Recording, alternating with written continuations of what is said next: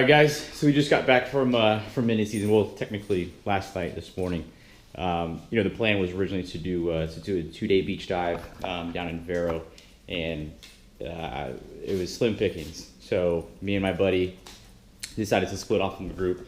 Got 6 total, exactly 3 each. Just worked as a team. It was both of ours first time going out there, so kind of just learning as we went. But did pretty good. There were other people on the boat, and we pretty much matched what they did. But one thing I'm gonna try to do from the shells, I'm gonna see if this works or not. I've got a red snapper head too that I'm trying to do the same thing, but I've got a little bit of a fishing wall over here, and so I'm trying to see if I would be able to mount you know, one of the first lobsters that I've caught ever, like the whole carcass up on that wall. I think that would be really cool. And then one of the snapper heads too from this season.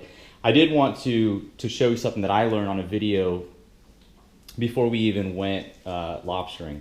On these tickle sticks that you've got, you know, the little measuring sticks that you guys get, like I noticed this one, right, it's made in Taiwan. Now, I'm sure it has to do with their manufacturing process, right? What they probably do is they overshoot it a little bit. That way, you know, on the off chance if, you know, it comes back incorrect, at least they're overshooting versus undershooting and then being held liable for that. Again, made in Taiwan and not America, right? But anyway, so if you guys look at that, you can tell easily, right? So that's at the end. You've got almost, you know, 1/8 of an inch, right? And so I think a lot of times people are throwing in legal size lobsters.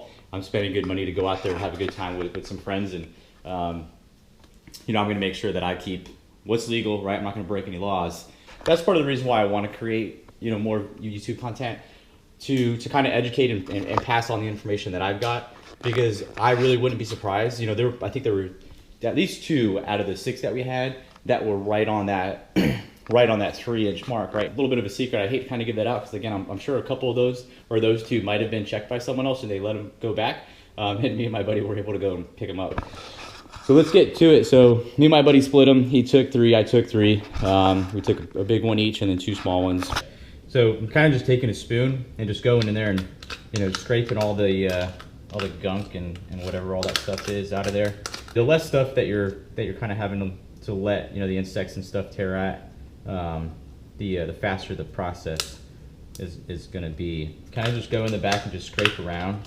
You know, if you scrape up the inside, you know, whatever, it doesn't matter, right? The goal is to kind of just preserve that and kind of have it as like a cool decoration. You know, something to remember the first lobster season. Boomer's over here ready to get the scraps and everything that comes out of it. But then once I got to the tail, I'm like, crap.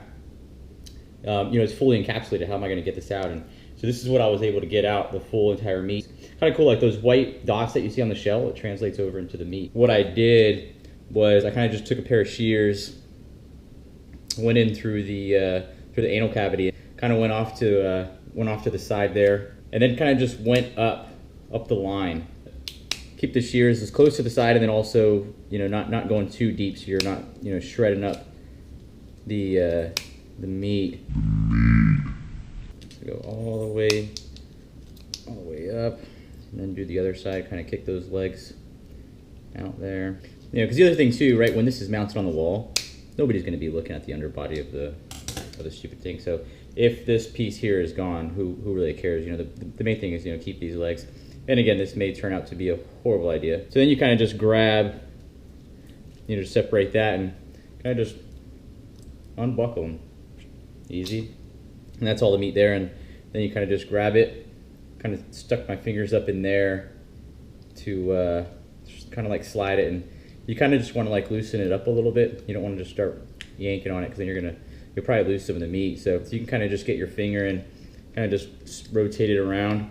And then from there, kind of just grab it and pull it out, and then boom, left with a full shell. So, you know, hopefully it will dry out and it'll you know, it'll retain its color and everything and keep its shape, and the legs won't all be, you know, all deformed or whatever. And, you know, it'll be kind of a cool mount, cool story to talk about and something to remember. You know? Well, guys, appreciate you watching. To the next adventure.